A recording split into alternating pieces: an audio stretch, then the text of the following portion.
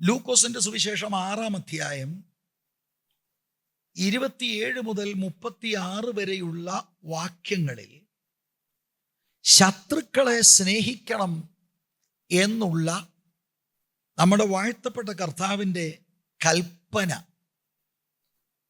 നമ്മൾ ധ്യാനിച്ചു കൊണ്ടിരിക്കുകയാണ്. ഇത് ആ ധ്യാനത്തിലെ 3-ാമത്തെ ധ്യാനമാണ്, ടീച്ചിങ് ആണ്. ഇത്രയധികം ചർച്ചകൾ ഉണ്ടായിട്ടുള്ള വേറെ ഏതെങ്കിലും കർത്താവിൻ്റെ കൽപ്പന ഉണ്ടോ എന്നത് ഞാൻ സംശയിക്കുകയാണ്. അയൽവാസിയെ സ്നേഹിക്കണം നമ്മളെപ്പോലെ, നമ്മൾ കേട്ടിട്ടുണ്ട്. അത് തന്നെ നമ്മളെപ്പോലെ എന്ന് പറയുമ്പോൾ അത് തന്നെ നമുക്ക് ഹാർഡാണ്. പക്ഷെ ഇത് ശത്രുക്കളെ സ്നേഹിക്കുക വളരെ ടഫാണ് എന്നുള്ളത് നമുക്ക് മനസ്സിലാകുന്നുണ്ട്. യേശു കർത്താവ് ഇതുപോലെ ഹാർഡ് ടീച്ചിങ്സ് ആണ് പലപ്പോഴും പറഞ്ഞിട്ടുള്ളത്. അനേക ദൈവസഭകളിൽ ഈ കാര്യങ്ങൾ പറയാത്തത് കൊണ്ട് വേർപെട്ട സമൂഹത്തിൽ പോലും വേണ്ട നിലയിൽ ഈ കാര്യങ്ങൾ ഗ്രഹിക്കുന്നില്ല. യേശു പരസ്യ ശുശ്രൂഷ സമയത്ത് പറഞ്ഞ ഈ ഹാർഡ് ടീച്ചിങ്സ് ആളുകളെ കൂട്ടുകയല്ല, പലപ്പോഴും കൂടെ വരാൻ തയ്യാറായ പലരും പലപ്പോഴ് പൊഴിഞ്ഞു പോയിട്ടുണ്ട്. നിങ്ങൾക്ക് ചിലപ്പോൾ അത് ഉൾക്കൊള്ളാൻ ബുദ്ധിമുട്ട് തോന്നും. അതെൻ്റെ പ്രധാന വിഷയമല്ല, എങ്കിലും അതൊന്ന് സൂചിപ്പിക്കണമെന്ന് എൻ്റെ ഉള്ളത്തിൽ ആഗ്രഹമുണ്ട്. മർക്കോസിൻ്റെ സുവിശേഷം 10-ാം അധ്യായത്തിൽ അതിൻ്റെ 21-22 വാക്യത്തിൽ കർത്താവിൻ്റെ പരസ്യ ശുശ്രൂഷ വേളയിൽ ധനാഢ്യനായ ഒരു മനുഷ്യനോട് കർത്താവ് ഒരു വാക്ക് പറഞ്ഞതാണ്. അയാൾ നിത്യജീവൻ ചോദിച്ചാണ് കർത്താവിൻ്റെ അടുക്കൽ വന്നത്. കറക്റ്റ് ചോദ്യമാണ്, കറക്റ്റ് ആളിൻ്റെ അടുക്കലാണ് വന്നത്. പക്ഷെ യേശുവിൻ്റെ പഠിപ്പിക്കലുകളിൽ അദ്ദേഹം ഇടറിപ്പോയി. അദ്ദേഹത്തിന് യേശുവിനെയും വേണ്ട, അദ്ദേഹത്തിന് നിത്യജീവനും വേണ്ട. അവിടെ ഒരു പ്രത്യേക വാക്ക് എഴുതിയിട്ടുണ്ട്, യേശു അവനെ സ്നേഹിച്ചെന്ന്. മർക്കോസ് മാത്രമേ എൻ്റെ ചിന്തയിൽ അത് പറയുന്നുള്ളൂ. പക്ഷേ ഇവൻ യേശുവിനെ വിട്ടുപോകുമ്പോൾ അതിൻ്റെ പുറകെ യേശു പോയില്ല. യേശുവിൻ്റെ ടീച്ചിങ്സ് പ്രസന്റ് ചെയ്തു. അവൻ്റെ പ്ലാനിൽ നിത്യജീവൻ വേണം. യേശു ദൈവരാജ്യത്തിൻ്റെ പ്രിൻസിപ്പിൾ പറഞ്ഞു. അവനത് ഉൾക്കൊള്ളാൻ തയ്യാറായില്ല. അവൻ യേശുവിനെ വിട്ടുപോകുമ്പോൾ യേശു അവനെ സ്നേഹിച്ചെന്നാ. പക്ഷെ യേശു സ്നേഹിച്ച് അവൻ്റെ പുറകെ പോയില്ല. ഹാർഡ് ടീച്ചിങ്സ് ആണ് യേശുവിൻ്റെ. യോഹന്നാന്റെ സുവിശേഷം 6-ാം അധ്യായം 60-ാം വാക്യം 66-ാം വാക്യം, ശിഷ്യന്മാരെന്ന് പറയുന്നവർ പോലും യേശുവിൻ്റെ ഹാർഡ് ടീച്ചിങ്സിൽ 10,000 ആളുകൾ ഒറ്റയടിക്ക് വിട്ടുപോയി. ശ്രദ്ധിച്ച് കേൾക്കണം, യേശു അവരുടെ പുറകെ പോയില്ല. നമുക്ക് അത്ഭുതം തോന്നും. ഇൻഫാക്റ്റ് ബാക്കി നിൽക്കുന്ന 12 പേരോട് യേശു പറഞ്ഞത്, നിങ്ങൾക്കും വേണേൽ പോകാം. എന്താ അതിൻ്റെ അർത്ഥം? ദൈവരാജ്യത്തിൻ്റെ പ്രിൻസിപ്പിൾസിന് മാറ്റമില്ല. അപ്പോഴാണ് പത്രോസ് പറയുന്ന, ഗുരു നിന്നെ വിട്ട് ഞങ്ങൾ അങ്ങോട്ട് പോകും. നിത്യജീവന്റെ മൊഴികൾ അങ്ങയുടെ പക്കലാണ്. അപ്പോഴേലും യേശു അവരെ തലോടി ഒരു വാക്ക് പറയണം, അല്ലെങ്കിൽ പറയുമെന്ന് നമ്മൾ കരുതിയെങ്കിൽ നമുക്ക് തെറ്റിപ്പറ്റി. ഉടനെ യേശു പറയുകയാണ് ഈ വാക്ക് കേട്ട്, നിങ്ങളിൽ ഒരുത്തൻ പിശാചാണ്. യേശു തുറന്നാണ് സംസാരിച്ചിട്ടുള്ളത്. നമ്മൾ അല്ലാത്ത പ്രസംഗങ്ങൾ കേട്ടിട്ട് അങ്ങനെയാണ് യേശു എന്ന് യേശുവിനെ നാം തെറ്റിദ്ധരിക്കുകയാണ്. യേശുവിൻ്റെ അത്ഭുതങ്ങളും അടയാളങ്ങളും വ്യക്തിപരമായി സ്വീകരിക്കുവാനും ആഗ്രഹിച്ചുകൊണ്ടും പുരുഷാരം യേശുവിൻ്റെ പിന്നാലെ വന്നു എന്നുള്ളത് സത്യമാണ്. പുരുഷാരം വരുന്നത് നല്ലതാണ്. പക്ഷെ പുരുഷാരത്തെ കണ്ടിട്ട് യേശു ദൂത് മാറ്റിയില്ല. ലൂക്കോസ് 14:25 ഏറിയ പുരുഷാരമാണ് കർത്താവിൻ്റെ പുറകെ പോകുന്നത്. 26 വാക്യത്തിൽ അവൻ തിരിഞ്ഞവരോട് പറഞ്ഞ കാര്യങ്ങളുണ്ട്. 26 വാക്യം, 27 വാക്യം, 33 വാക്യം ഇവിടെയൊക്കെ പറയുന്ന നിങ്ങൾ കേട്ടാൽ എങ്ങനെയാണ് കണ്ടിന്യൂ ചെയ്യുന്നത്? യേശുവിൻ്റെ ടീച്ചിങ്സ് ഹാർഡ് ടീച്ചിങ്സ് ആണ്. ലൂക്കോസിന്റെ സുവിശേഷം 9 അധ്യായം 56 മുതലുള്ള വാക്യങ്ങൾ, പരസ്യ സ്ഥലത്ത് വെച്ചൊരു ശാസ്ത്രി വന്ന് പറയുകയാണ്, അങ്ങ് എവിടെ പോയാലും അങ്ങയുടെ കൂടെ വരാമെന്ന്. നമ്മളെങ്ങാനും അങ്ങനെ ഒരാൾ പറയുന്നത് കേട്ടാൽ എന്തൊരു സന്തോഷമാ. ബ്രദറെ, മെമ്പർഷിപ്പ് ഫോം ഞാൻ അടുത്ത ആഴ്ച കൊണ്ടുവരാമെന്ന് പറഞ്ഞേനെ. യേശു അവനോട് ചില കാര്യങ്ങൾ പറഞ്ഞു. പിന്നെ ആ പുള്ളിയെ വാടിക്കണ്ടിട്ടില്ല. ഇതുപോലെ അടുത്ത 2 പേരും പറഞ്ഞു. യേശുവിൻ്റെ പഠിപ്പിക്കൽ കഴിഞ്ഞപ്പോൾ അവർക്ക് യേശുവിനെ വേണ്ട, യേശു യെരുശലേമിലേക്ക് പോവുകയാണ്. ഇങ്ങനെ ധാരാളം ഉദാഹരണങ്ങൾ ദൈവവചനത്തിൽ കാണാൻ കഴിയും. യേശു അത്ഭുതം ചെയ്തപ്പോൾ ആളുകൾക്കത് വേണം, പുരുഷാരമെല്ലാം കൂടി. പക്ഷെ യേശു പറയുന്നത്, ഇത് ജാതിക സ്ഥലങ്ങളിൽ ഞാൻ ചെയ്തതായിരുന്നെങ്കിൽ ആളുകൾ രട്ടിലിരുന്നു കൊണ്ട് മാനസാന്തരപ്പെട്ടേനെയും. പക്ഷെ കഫർനഹൂമിൽ മാനസാന്തരം ഉണ്ടായില്ല. നസ്രത്തിൽ യേശുവിൻ്റെ പള്ളിയിൽ മാനസാന്തരം ഉണ്ടായില്ല. അവരുടെ അവിശ്വാസത്തെ കണ്ട് ജീസസ് വാസ് അമേസ്ഡ്. അതുകൊണ്ട് ചിലരുടെ മേൽ മാത്രം കരം വെച്ച് സൗഖ്യമാക്കിയത്. ജീസസിന്റെ ടീച്ചിങ് വളരെ ഹാർഡാണ്. ഇത് നമ്മൾ മനസ്സിലാക്കണം. യേശുവിനെ രക്ഷിതാവായി സ്വീകരിച്ച് ദൈവം നമ്മളെ നീതീകരിക്കാൻ ഒരു സൽപ്രവൃത്തിയും വേണ്ട.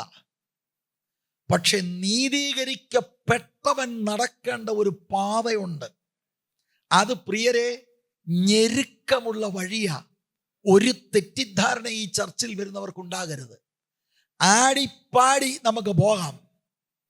ദൈവവചനത്തിൻ്റെ പത്യോപദേശത്തിൽ നിലനിൽക്കണം.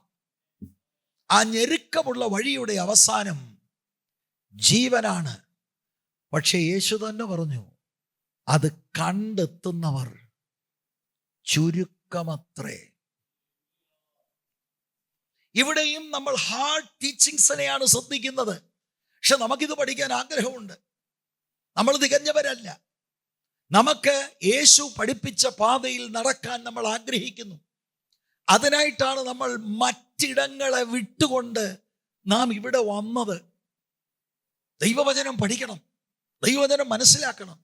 നമ്മുടെ ഇടയിൽ തന്നെ ധാരാളം ആളുകൾ എന്നോട് പറഞ്ഞിട്ടുണ്ട്, പാസ്റ്റർ ഇവിടെ വന്നാണ് കാര്യം മനസ്സിലായത്. അവരെ ഓർത്ത് ദൈവത്തിന് സ്തോത്രം ചെയ്യുന്നു. നമുക്ക് ഹാർഡായിട്ട് തോന്നുന്നത് നമ്മൾ മാറ്റിവെച്ച് നമുക്ക് ചിന്തിക്കാൻ കഴിയുന്ന കാര്യം മാത്രമല്ല. യേശു പറഞ്ഞത് മുഴുവനും പഠിക്കാനായി സമർപ്പിക്കപ്പെട്ടവരാ. അങ്ങനെയല്ലേ വചനം പറയുന്നത്, ഞാൻ നിങ്ങളോട് കൽപ്പിച്ചതൊക്കെയും പ്രമാണിക്കുവാൻ തക്കവണ്ണം ഉപദേശിച്ചും കൊണ്ട് ശിഷ്യരാക്കിക്കൊള്ളുക. Everything that Jesus commanded, we must learn and meditate and put it into practice in our lives. Praise the Lord. ഇവിടെ നമ്മൾ ഇത് മനസ്സിലാക്കുമ്പോൾ ഒരു യഥാർത്ഥ ശിഷ്യന്, ആ ശിഷ്യൻ പൊതുലോകവുമായിട്ടുള്ള ബന്ധത്തിൽ അവൻ്റെ ജീവിതവും ശുശ്രൂഷയിലും ആളുകൾ അവനെ റിജക്റ്റ് ചെയ്യുന്നു, ഉപദ്രവിക്കുന്നു. അതിന് പ്രധാനപ്പെട്ട കാര്യം യേശുവിൻ്റെ കൽപ്പനകളും പഠിപ്പിക്കലുകളും ഉൾക്കൊണ്ടുകൊണ്ട് ജീവിതത്തിൽ അത് പ്രായോഗികമാക്കുമ്പോൾ ഈ ലോകത്തിലുള്ളവരതിനെ അംഗീകരിക്കത്തില്ല. പ്രിയരെ, അവര് യേശുവിൻ്റെ അനുയായികളെ റിജക്റ്റ് ചെയ്യും.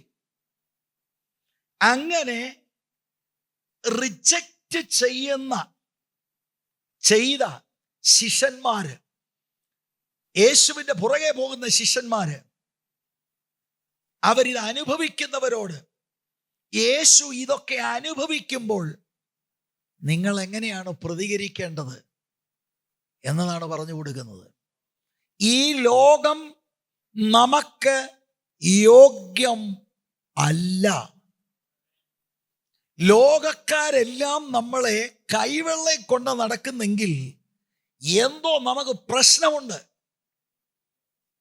ലോകത്തിൽ നമുക്ക് പരിഹാസമുണ്ട്, നിന്ദയുണ്ട്, ഉപദ്രവമുണ്ട്. നാം ഊഹിക്കാത്ത സ്ഥാനങ്ങളിൽ നിന്ന് ഇതെല്ലാം നമുക്കുണ്ടാകും. ക്രിസ്തു നിമിത്തം അതുണ്ടാകുമ്പോൾ എങ്ങനെയാ പ്രതികരിക്കുന്നത്? അതാണ് യേശു ഇവിടെ പഠിപ്പിക്കുന്നത്.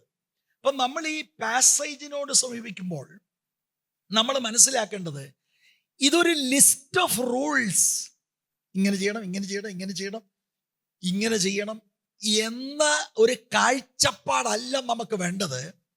ഈ പറഞ്ഞിരിക്കുന്നതായിരിക്കണം ഒരു യഥാർത്ഥ ശിഷ്യന്റെ മനോഭാവം. എൻ്റെ ഉള്ളിൽ നിന്നാണ് ഇത് വരേണ്ടത്. എൻ്റെ ആറ്റിറ്റ്യൂഡ് അതങ്ങനെ ആയിരിക്കണം. ഇത് നമ്മൾ മനസ്സിലാക്കണം.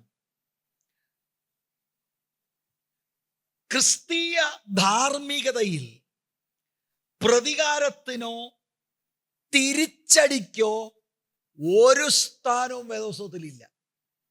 ഞാൻ അവനോട് തീർക്കും. അതൊരു ക്രിസ്ത്യൻ ആറ്റിറ്റ്യൂഡ് അല്ല. ക്രിസ്തീയ മതത്തിൽപ്പെട്ടവർ പലരും അത് ചെയ്യുന്നുണ്ടായിരിക്കാം. ജീസസിനെ അനുഗമിക്കുന്ന ഒരാളിൻ്റെ സ്വഭാവം അതല്ല, മനോഭാവം അതല്ല. അതാണ് കർത്താവ് ഇവിടെ വിവരിക്കുന്നത്.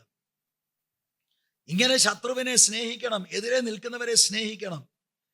അങ്ങനെ നമ്മൾ നമ്മുടെ സ്വഭാവത്തിൽ ആ മനോഭാവം കാണിക്കുമ്പോഴാണ് ക്രിസ്തുവിൻ്റെ ലൈഫ് നമ്മളിൽ പ്രദർശിപ്പിക്കപ്പെടുന്നത്. ക്രിസ്തു എന്ത് മാറ്റമാണ് നമ്മളിൽ വരുത്തിയത് എന്ന് ജനം കാണുന്നത്. 27-28 വാക്യങ്ങളിൽ 4 കൽപ്പനകൾ ദൈവരാജ്യത്തിൻ്റെ സ്നേഹത്തെക്കുറിച്ച് നമ്മൾ ചിന്തിച്ചിരുന്നു. ഞാൻ വേഗത്തിൽ അതങ്ങ് പറയാം. 27-ന്റെ 1-ാമത്തെ ഭാഗം, നിങ്ങളുടെ ശത്രുക്കളെ സ്നേഹിപ്പീൻ. അത് നമ്മുടെ 1-ാമത്തെ മെസ്സേജിൽ നമ്മളത് ചിന്തിച്ചതാണ്. 27-ന്റെ 2-ാം ഭാഗം, നിങ്ങളെ പകയ്ക്കുന്നവർക്ക് ഗുണം ചെയ്യുവീൻ. 28-ന്റെ ആദ്യ ഭാഗം, നിങ്ങളെ ശപിക്കുന്നവരെ അനുഗ്രഹിപ്പീൻ. ഓക്കോ, അതാ ക്രിസ്ത്യാനി, അതാ ആത്മനിറവ്. അല്ലാതെ ചുട്ട മറുപടി വായിൽ പറയുന്ന ഒന്നും ബെന്തിക്കോസ് അല്ല. ഇത് മനസ്സിലാക്കണം. നമ്മൾ ആദ്യമായിട്ട് ഇത് കാര്യം കേൾക്കുമ്പോൾ നമ്മൾ ഓർക്ക്, ഇൻഫാക്ട് ഇപ്പം ലോകത്തിൽ ഇപ്പം ഇങ്ങനെ പറയുമ്പോൾ അവർ ഓർക്കും ഞാൻ ദുരുപദേശം വല്ലതും പറയാന്ന്. ഇതാണ് ഉപദേശം. Praise the Lord. പക്ഷെ നമ്മൾ കേട്ട ദൂത് എന്താണ്? അപ്പുറത്തുകാരൻ നിനക്കിട്ടേതോ പണി ചെയ്തു, അതുകൊണ്ട് 3-ാമത്തെ ദിവസം അവൻ വന്ന് നിന്റെ കാലെ പിടിക്കും, നീ ശക്തമായി പ്രാർത്ഥിക്കണം, അടിക്കണം അവനെ. യേശു പറഞ്ഞ എന്താണ്? സ്നേഹിക്കണം കേട്ടോ. സ്തോത്രം. അട്ടിക്കണമെന്ന് പറഞ്ഞപ്പോൾ നമ്മൾ കൈ അടിച്ച് ആരാധിച്ചല്ലയോ? താളമെല്ലാം കൂടെ തെറ്റിച്ച് നമ്മൾ എന്ത് ചെയ്തു? ഇനിയും വീട്ടിൽ കയറി ഇങ്ങനെയൊക്കെ പറയുമ്പോൾ പറയണം, പക്ഷേ പുസ്തകത്തിൽ എഴുതിയിരിക്കുന്നത് അങ്ങനെയല്ല. അവൻ പണി തരുന്നെങ്കിൽ ഇങ്ങനെ വേദോസ്തകം എഴുതിയിരിക്കുന്നത് നമ്മൾ അവരെ സ്നേഹിക്കണം എന്നതാണ്. 28-ന്റെ 2-ാം ഭാഗം, നിങ്ങളെ ദുഷിക്കുന്നവർക്ക് വേണ്ടി പ്രാർത്ഥിപ്പീൻ. എങ്ങനെ? നമ്മൾ പ്രാർത്ഥിച്ച പോലൊന്നും അല്ല. കർത്താവേ, ഞാനൊരു അഭിഷക്തനാണെന്ന് അവരൊന്ന് അറിയാൻ, അല്ലേ? അങ്ങനൊക്കെ പ്രാർത്ഥിച്ചിട്ടില്ലേ? പലരും ചിരിക്കുന്നു. ശരിയാണല്ലോ പാസ്റ്ററെ, പാസ്റ്റർക്ക് പ്രവചനപരമുണ്ടോ? ഉണ്ടെന്നാണ് എനിക്കും തോന്നുന്നത്. പ്രാർത്ഥിക്കുന്നത് അതിനല്ല. സ്തോത്രം. നമുക്കിങ്ങനെ പ്രാർത്ഥിക്കാൻ കഴിയും, കർത്താവേ, ഞാൻ അങ്ങേ അനുഭവിച്ചതുപോലെ എന്നോട് നിരന്തരം പയറ്റി നിൽക്കുന്ന ആ പ്രിയപ്പെട്ടവളല്ലേ പ്രിയപ്പെട്ടവനും അങ്ങേ അറിയാൻ കൃപ കൊടുക്കണമേ. പ്രാർത്ഥിക്കാൻ കഴിയും. Praise the Lord. പക്ഷെ ഞാനിത് 4 കാര്യം പറഞ്ഞു, നമ്മളിത് ചിന്തിച്ചതാണ്. ഞാൻ അവിടെ നിൽക്കാൻ താല്പര്യപ്പെടുന്നില്ല. ഇത് നമ്മൾ വായിച്ച് കേൾക്കുമ്പോൾ തന്നെ ആദ്യമായിട്ട് വന്നവർ കണ്ടേക്കാം, ഈ ഉപദേശമൊക്കെ എങ്ങനെയാണ് പ്രായോഗികമാക്കുന്നത്. മെസ്സേജ് പറയാൻ ഈസിയാണ്, ഇത് നോട്ട് എഴുതിയെടുക്കാൻ അതിനെക്കാട്ടിൽ ഈസിയാണ്. ഷോർട്ട് ഹാൻഡൊക്കെ അറിയാവുന്നവർ പെട്ടെന്ന് 2 കുത്തിടത്തേ ഉള്ളൂ, കാര്യം പിടികിട്ടും. പക്ഷെ ഇത് ദൈനംദിന ജീവിതത്തിൽ പ്രായോഗികമാക്കാനാണ് വിഷയം. അതിന് ഞാൻ മനസ്സിലാക്കുന്നത്, നമ്മുടെ സ്വന്തം ബലത്തിൽ ഇത് നടക്കത്തില്ല. നമുക്കൊരു തൻ്റെടവും നമുക്കൊരു നോക്കട്ടെ ഞാനൊന്ന്, അത് പറ്റത്തില്ല. ഇത് നമ്മുടെ സ്വാഭാവിക മനുഷ്യനെ കൊണ്ട് നടക്കുന്നതല്ല. എന്നെ കൊണ്ടൊക്കത്തില്ല. അപ്പൊ പിന്നെ എങ്ങനെയാണ് ഇത് പ്രായോഗികമാക്കുന്നത്? മൊത്തമായി, ഹോളായി, സമ്പൂർണമായി പരിശുദ്ധാത്മാവിന്റെ ശക്തിയിൽ നാം ആശ്രയിക്കണം. അപ്പോൾ തന്നെ ആത്മനിറവ് അന്യഭാഷയിൽ മാത്രം ഒതുങ്ങുന്നതല്ല. അതാണ് വേർപെട്ട സമൂഹത്തിന് പറ്റിയത്. അന്യഭാഷ പറയുന്നവർ തമ്മിൽ കൂട്ടയടിയ. കാരണം ഈ കാര്യം അവർ പഠിക്കുന്നില്ല. എന്നെ കൊണ്ട് ഇത് നടക്കത്തില്ല, എനിക്കറിയാമല്ലോ, നമ്മളെ കൊണ്ട് നടക്കത്തില്ല. നമുക്കിട്ട് പണി ഒപ്പിക്കുന്നവനെ നമ്മൾ കുഴപ്പമൊന്നുമില്ല, അവൻ എപ്പോഴും നന്മ ചെയ്യാൻ, ഗോഡ് ബ്ലസ് യു ബ്രദർ, സ്തോത്രം. സ്വാഭാവിക മനുഷ്യനെ കൊണ്ട് നടക്കത്തില്ല. ഇത് നടപ്പിലാക്കണമെങ്കിൽ അമാനുഷികമായ ഒരു സൂപ്പർ നാച്ചുറൽ പവർ നമ്മളിൽ വ്യാപരിക്കണം. That is the power of the holy spirit. ഇത് കുടുംബജീവിതത്തിലേക്ക് ദൈവാത്മാവിന്റെ കൃപയും ശക്തിയും വ്യാപരിച്ചാൽ, ഒരു പാർട്ട്ണർ എന്തെങ്കിലും ഒരു അരുതാത്ത വാക്ക് പറഞ്ഞാൽ റിയാക്ഷനിൽ റിറ്റാലിയേഷൻ അല്ല, സ്നേഹത്തിൽ സംസാരിക്കാൻ കഴിയും. ഒത്തിരി ക്ഷമിച്ച് പാസ്റ്ററെ, എനിക്കിനിയും വയ്യ, ഞാൻ വല്ലതും അങ്ങ് ചെയ്ത് കളയും. അയ്യോ, കൃപ പോയല്ലോ. അങ്ങനെയല്ല. എപ്പോഴും അങ്ങനെ പെരുമാറാൻ കഴിയും. ദൈവത്തിൻ്റെ കൃപ നമുക്ക് ആവശ്യമാണ്. യേശുവിൻ്റെ ഈ കൽപ്പനകൾ പ്രായോഗികമാക്കുന്ന യഥാർത്ഥ ശിഷ്യന്മാർക്ക് അത് ഇൻഡ്വെല്ലിംഗ് ഓഫ് ദ ഹോളി സ്പിരിറ്റിനാൽ മാത്രമേ സാധ്യമാകുകയുള്ളൂ. ഇനി നമുക്ക് മുന്നോട്ട് പോകാം. 29-30 വാക്യങ്ങളിൽ ദൈവരാജ്യ സ്നേഹത്തിൻ്റെ പ്രതികരണങ്ങൾ. ശപിക്കുന്നവരെ അനുഗ്രഹിക്കുക വാക്കുകൊണ്ടൊക്കെ നമ്മൾ പറഞ്ഞു, പ്രാർത്ഥിക്കുക വാക്കുകൾ കൊണ്ട് പറഞ്ഞു. അത് മാത്രമല്ല, പ്രതികരണങ്ങൾ. ഇങ്ങോട്ടൊരു പരിപാടി നടത്തുമ്പോൾ അങ്ങോട്ട് പ്രതികരിക്കാൻ ചില തത്വങ്ങൾ, ദൈവരാജ്യത്തിൻ്റെ തത്വങ്ങൾ കർത്താവ് പറയുന്നു. 29-30 വാക്യങ്ങളിൽ റിയാക്ഷൻസ്. അപ്പൊ ഇവിടെ ഞാൻ 29-ാം വാക്യത്തിൻ്റെ ആദ്യ ഭാഗമൊക്കെ നമുക്കറിയാം. അത് ഞാൻ വേഗത്തിൽ സ്കിപ്പ് ചെയ്യാണ്. നിന്നെ ഒരു ചെകിടത്ത് അടിക്കുന്നവന് മറ്റേതും കാണിച്ചു കൊടുക്കുക. അപ്പൊ അത് കഴിഞ്ഞ ആഴ്ചയിൽ വിശദീകരിച്ചതാണ്. അപ്പൊ ഇത് ഞാൻ അല്പമായിട്ട് ഒരു സൂചന തന്ന് മുന്നോട്ട് പോകാം. എന്നാൽ അതിന് മുമ്പ് എൻ്റെ ഹൃദയത്തെ വളരെ സ്പർശിച്ച ഒരു ഇൻസിഡന്റ് ഞാൻ നിങ്ങളോട് പറയാം. ഞാനൊരു വ്യക്തിയുടെ പേരെടുക്കുന്നത് കൊണ്ട് ഞാൻ ഏതെങ്കിലും ഒരു രാഷ്ട്രീയ പാർട്ടിയുടെ വക്താവാണെന്ന് നിങ്ങൾ തെറ്റിദ്ധരിക്കരുത്. സോഷ്യൽ മീഡിയയുടെ കാലഘട്ടമാണ്. എന്തെങ്കിലും ഒരു കോമായിൽ പിടിച്ച പിന്നെ അടുത്ത പരിപാടിയുമായിട്ട് വരും. അതല്ല, ഇത് നടന്ന ഒരു സംഭവം, കഴിഞ്ഞ ദിവസം നടന്നതും ഇത് മാധ്യമങ്ങൾ റിപ്പോർട്ട് ചെയ്ത വൈറലായ ഒരു സംഭവമാണ്. പക്ഷെ ഞാൻ അതിശയിച്ചു പോയി. കോൺഗ്രസ് നേതാവും റായ്ബറേലി MP-യുമായ രാഹുൽ ഗാന്ധി വെള്ളിയാഴ്ച ഒരു മുൻ മന്ത്രിക്കെതിരെ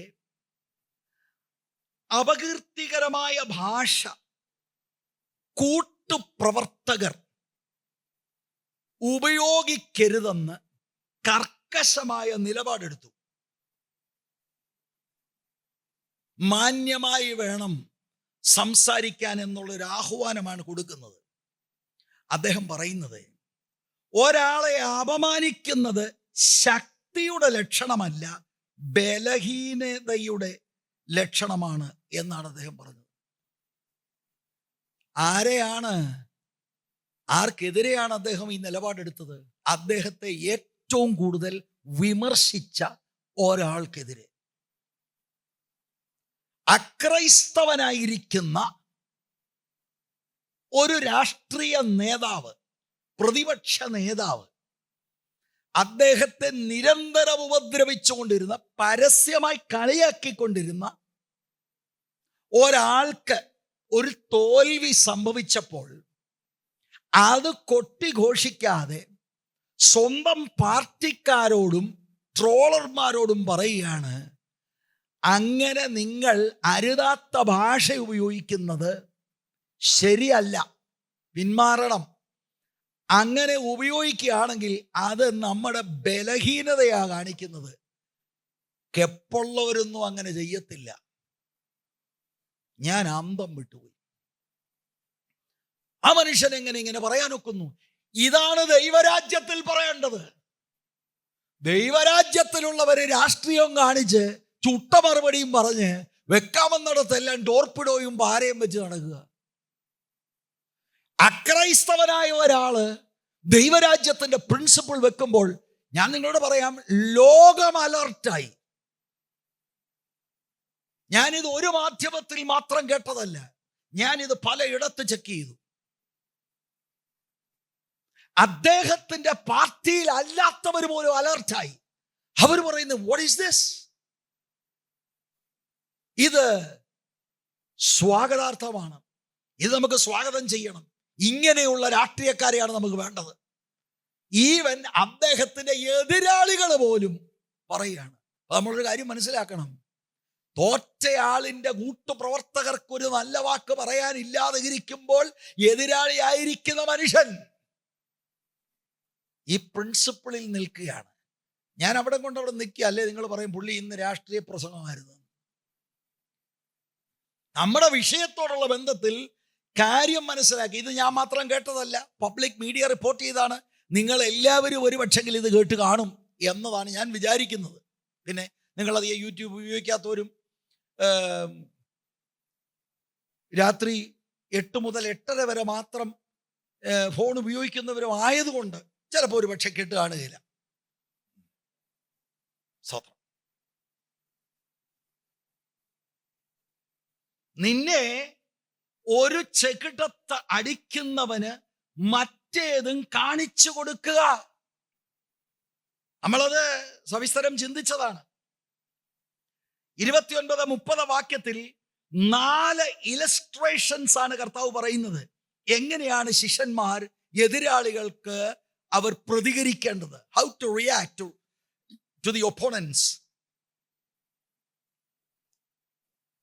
ചെകിടത്തടിക്കുക അത് വാസ്തവത്തിൽ ശപിക്കുന്ന ആളുകളോ അല്ലെങ്കിൽ കളിയാക്കുന്ന നിന്ദിക്കുന്നവരുടെ ഒരു ശാരീരിക എക്സ്പ്രഷനാണത്. ശപിക്കുന്നവരെയോ ആക്ഷേപിക്കുന്നവരെയോ അവര് ശാരീരികമായ ഒരു പ്രകടനം നടത്തുകയാണ്. അക്ഷരാർത്ഥത്തിൽ നമ്മളെ അങ്ങനെ അടിക്കണമെന്നില്ല. എന്നാൽ അന്നത്തെ പശ്ചാത്തലത്തിൽ ഇത് ഏറ്റവും കഠിനമായ ഒരു അപമാനമായിരുന്നു. നമ്മൾ ചിന്തിച്ചതാണ്, പൊതു സ്ഥലങ്ങളിൽ പൊതു തിരസ്കരണത്തിന് ഉപയോഗിച്ചതാണ് കൈയുടെ പിൻഭാഗം കൊണ്ട് വലത്തെ ചെള്ളക്കടിക്കുക, പ്രത്യേകിച്ച് പള്ളി ഭ്രഷ്ടരാക്കുന്ന സമയത്ത്. എന്ന് പറഞ്ഞാൽ കൂടിയ നിന്ദയാ, ഇൻസൾട്ടിങ് ആണത്. അങ്ങനെ ഒരാൾ ഇൻസൾട്ട് ചെയ്യുമ്പോൾ പകരത്തിന് പകരം വീട്ടാതെ അത് നെവർ മൈൻഡ്. ഒരു ദൈവ പൈതലായതുകൊണ്ട്, ദൈവത്തിന്റെ ഭരണം ഉള്ളിൽ ഉള്ളത് കൊണ്ട് മറ്റേ ചെകിട് അല്ലെങ്കിൽ അടുത്ത ചീക്കൂടെ കാണിച്ചു കൊടുക്കാന്ന് പറഞ്ഞാൽ ലിറ്ററലി അങ്ങനെ കാണിച്ചു കൊടുക്കണമെന്നല്ല അതിൻ്റെ അർത്ഥം. അതിൻ്റെ അർത്ഥം പ്രതികാര ചിന്തയരുത്. എങ്ങനെ എനിക്കത് മനസ്സിലായി? ഞാൻ യോഹന്നാൻ 18 യേശു ചെയ്തത് ഞാൻ നിങ്ങളുടെ മുൻപിൽ വെക്കുകയുണ്ടായി. യേശുവിൻ്റെ ചെകിടത്തടിച്ചപ്പോൾ യേശു മറ്റേത് ഉടനെ കാണിച്ചു കൊടുക്കുകയല്ല, വലത്തേതിൽ അടിച്ചപ്പോൾ ഇടത്തേത് കാണിച്ചു കൊടുക്കുകയല്ല. യേശുവിന് പ്രതികാര റിറ്റാലിയേഷൻ ഇല്ല. ഒരു ദൈവ പൈതൽ എതിരാളികൾ പെരുമാറുമ്പോൾ, ഇൻസൾട്ട് ചെയ്യുമ്പോൾ, പബ്ലിക്കിൽ വെച്ച് അപമാനിക്കുമ്പോൾ, we are not allowed to retaliate. അത് സഹിക്കുക, അത് പൊറുക്കുക, അത് വിട്ടുകളയുക, ആളെ പിന്നെയും സ്നേഹിക്കുക. അപ്പൊ ഇതിന്റെ അർത്ഥം നമ്മുടെ കുടുംബാംഗങ്ങൾക്കോ നമുക്കാർക്കെങ്കിലും നിലനിൽപ്പിനെ ചോദ്യം ചെയ്യുന്ന ഭയങ്കര അപകടകരമായി ഒരു തീവ്രവാദി വന്ന് കഠാരയെടുത്തുകൊണ്ട് അറ്റാക്ക് ചെയ്യുകയാണ്. അപ്പോൾ നമ്മൾ പറയുക ആ കുഞ്ഞിനെ തട്ട, അങ്ങനെയല്ല. അവിടെ സ്വയ സംരക്ഷണത്തിന് നമുക്ക് വകുപ്പുണ്ട്. അതിനെക്കുറിച്ചല്ല ഈ പറയുന്നത്. സ്വയമായിട്ട് നമുക്ക് സംരക്ഷിക്കാം, നമുക്ക് ആ സ്ഥലം വിട്ട് ഓടിപ്പോകാം, നമുക്ക് വേണ്ട സംരക്ഷണത്തിന് നിയമപരമായ നമുക്ക് കാര്യങ്ങളൊക്കെ ചെയ്യാം. ഗവൺമെന്റിന് ആയുധങ്ങളുണ്ട്. ദൈവത്താൽ ആണ് ഗവൺമെന്റുകളെ എല്ലാം ദൈവം നിയമിച്ചിരിക്കുന്നത്. അപ്പൊ ഇത് ദുർവ്യാഖ്യാനം ചെയ്താൽ അങ്ങനെയൊക്കെയുള്ള ചിന്ത നമുക്ക് വരും. അതല്ല കോണ്ടെക്സ്റ്റ്. ഇവിടെ ഉദ്ദേശിക്കുന്നത് പരസ്യ സ്ഥലങ്ങളിൽ നിന്ദിക്കുക, അപമാനിക്കുക.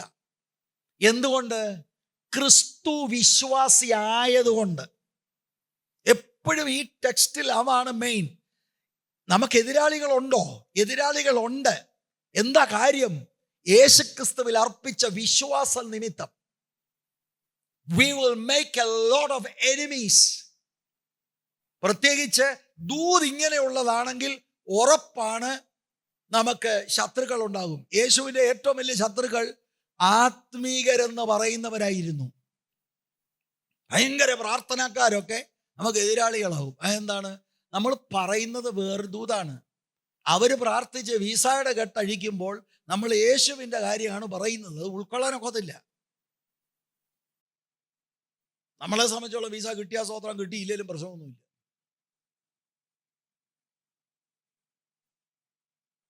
ഇത് നമ്മൾ മനസ്സിലാക്കണം. ഫരീസയരും ശാസ്ത്രിമാരും സദ്ദൂക്യരുമായിരുന്നു യേശുവിന്റെ ഏറ്റവും വലിയ എതിരാളികൾ.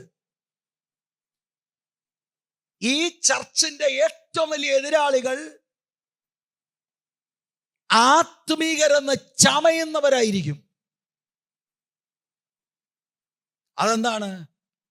ഇവിടെ വന്നിത് കേട്ടാൽ അവരുടെ പുറംചട്ട ആത്മീകം ഈ ദൈവവചന ശുശ്രൂഷയിൽ പൊളിഞ്ഞു പോകും. അവരുടെ ചീട്ടുകൊട്ടാരം തകർന്നു പോകുന്നത് കൊണ്ട് അസ്വസ്ഥരാകും. ഇതാണ് ഫരീസയർക്ക് പറ്റിയത്. ഫരീസയരും ശാസ്ത്രിമാരും കൂടെ കൂടിയാണ് യേശുവിനെ കൊല്ലുവാൻ ഭാവിച്ചത്. യേശു എന്ത് ചെയ്തു? യേശു ഭൂതത്തെ പുറത്താക്കിയാണോ പ്രശ്നം? യേശു രോഗികളെ സൗഖ്യമാക്കിയാണോ പ്രശ്നം? യേശു മരിച്ചവരെ ഉയർപ്പിച്ചാണോ പ്രശ്നം? അതൊന്നുമല്ല ഞങ്ങളുടെ പ്രശ്നം. ആ സംസാരിക്കുന്നത് കണ്ടോ? ആ പ്രസംഗിക്കുന്നത് കേട്ടില്ലയോ? അവരുടെ സിസ്റ്റത്തിന് വിപരീതമായിരുന്നു. അവർ നൂറ്റാണ്ടുകളായി വലുതെന്ന് പിടിച്ചു വച്ചിരിക്കുന്ന പല കാര്യങ്ങളും യേശു, നമ്മുടെ ഒരു ലോക്കൽ ഭാഷ ഉപയോഗിക്കുന്നതിൽ ക്ഷമിക്കുക, വാസ്തവത്തിൽ കർത്താവ് വലിച്ച് കീറി പരസ്യമായിട്ട് പറഞ്ഞു ഇവർ സ്വർഗ്ഗത്തിൽ പോകത്തില്ല. അപ്പൊ അവരിൽ കൃപയല്ല വ്യാപരിച്ചത്. അവർ കൂട്ടം കൂടി പറഞ്ഞു ഇങ്ങനെ പോയാൽ പറ്റത്തില്ല. We have to do something about him. Praise the Lord. അതുകൊണ്ട് ഈ ഭാഗം നമ്മൾ നോക്കുമ്പോൾ ഓർത്തോണം, ഇതിന് മിസ്ഇൻറ്റർപ്രിട്ടേഷൻ ഉണ്ടാകാതെ നിന്ദകളിൽ നമ്മൾ അടുത്ത ചെള്ളയുടെ കാണിച്ചു കൊടുക്കണം. അതിൻ്റെ അർത്ഥം ഞാൻ തിരിച്ച് നിങ്ങളെ അടിക്കാനോ ഉപദ്രവിക്കാനോ നിന്ദിക്കാനോ വരത്തില്ല. തീരുമാനമെടുക്കാമോ? പറ്റില്ല. We need grace. We need the power of the Holy Spirit. ക്രിസ്തുവിൽ വ്യാപരിച്ച ആത്മാവ് നമ്മളിൽ വ്യാപരിക്കണം.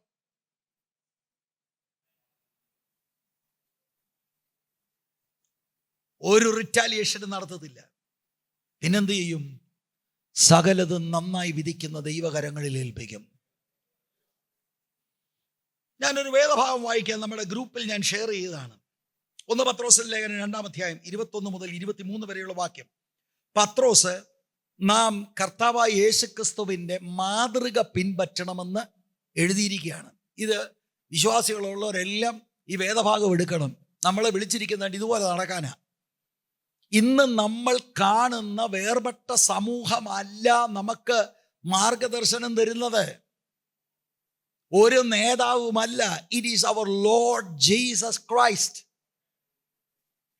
അതിനായിട്ടല്ലോ നിങ്ങളെ വിളിച്ചിരിക്കുന്നത്. ക്രിസ്തുവും നിങ്ങൾക്ക് വേണ്ടി കഷ്ടം അനുഭവിച്ചു.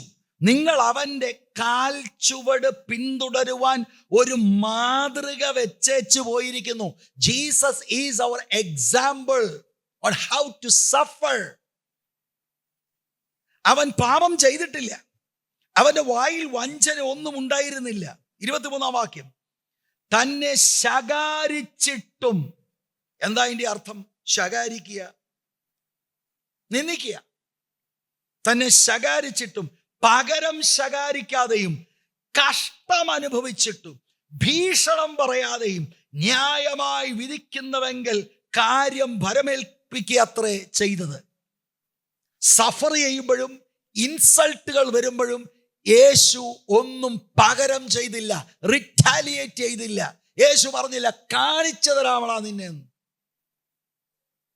He never did that. ഈ യേശുവിനെയാണ് നമ്മൾ അനുഗമിക്കുന്നത്. സ്തോത്രം. ഞാൻ അങ്ങോട്ട് ഇറങ്ങുമ്പോൾ പുള്ളി ക്ഷയിക്കാൻ വന്നില്ല, എനിക്ക് ഫീലിംഗ് ആയിപ്പോയി. നമ്മളൊക്കെ ഇൻസൾട്ട് ചെയ്യല്ലേ ബ്രദറെ? ആണോ? ആണെങ്കിൽ ഞാൻ ചോദിക്കട്ടെ, ബ്രദർ എന്താ പിന്നെ അങ്ങോട്ട് ക്ഷയിക്കാൻ ചെയ്യാഞ്ഞേ? ഓ അങ്ങനെയുണ്ടോ? അങ്ങനെയുണ്ട്. എപ്പോഴും നമുക്കങ്ങ് തോന്നുന്നു ആരും എനിക്ക് ക്ഷയിക്കാൻ ചെയ്യുന്നില്ല, എനിക്ക് ഞങ്ങളുടെ വീട്ടിലാരും വരുന്നില്ല. നീ പോകുന്നുണ്ടോ? എനിക്കാരും ക്ഷയിക്കാൻ, നീ അങ്ങോട്ട് ക്ഷയിക്കാൻ ചെയ്യുന്നുണ്ടോ? ഇല്ല. എപ്പോഴും നമുക്ക് ഇൻസൾട്ട്. അതിനകത്തുനിന്നൊക്കെ പുറത്തു വരണം. Praise the Lord. We are called to follow the example of Jesus Christ. സ്തോത്രം. ഇത് മറ്റേ ചെകിട് കാണിക്കരുതെന്നൊക്കെ പറയുമ്പോൾ this is not natural. വളരെ അൺനാച്ചുറൽ ആയിട്ടുള്ള ഒരു റെസ്പോൺസ് ആണ് ഒരു ശിഷ്യനെ കുറിച്ച് കർത്താവ് ആവശ്യപ്പെടുന്നത്. ഈ അൺനാച്ചുറൽ, എന്നെ നാച്ചുറൽ എന്ന് പറയുന്നത് തിരിച്ചടിക്കുക എന്നുള്ളതാണ്. കഴിഞ്ഞ ദിവസം വേറൊരു വീഡിയോ കണ്ടു. എങ്ങാണ്ട് ഒരുത്തൻ ഏതാണ്ടൊരു കാര്യം പറഞ്ഞു എന്നാണ് ആരോപിക്കപ്പെടുന്നത്. അതിനൊരു സ്ത്രീ ഒട്ടത്തൊരെണ്ണം സ്തോത്രം എന്താണെന്നുള്ളത് നമുക്കറിയില്ല. ആരോപണങ്ങളാണ്. ഏതായാലും പരസ്യമായിട്ട് വന്ന കാഴ്ചകളാണ്, മീഡിയ റിപ്പോർട്ട് ചെയ്യുന്നതാണ്. അതാണ് നാച്ചുറൽ. ചെകിടത്തടിക്കണ്ട എന്നൊരു നിന്നാവാക്ക് പറയുക. ആശ്രമാരെയൊക്കെ എനിക്കറിയാം. അപ്പോഴത്തേക്ക് ജ്വലിക്കുക നമ്മൾ, അല്ലേ? നല്ല ചുട്ട മറുപടി. റിറ്റാലിയേഷനാണ് നാച്ചുറൽ. നമ്മുടെ എല്ലാവരുടെയും അകത്ത് അല്ലയോ? ഇനി ഞാൻ ചുമ്മാ എനിക്ക് മാത്രമേ ഉള്ളായിരിക്കും അല്ലേ? മേ ബി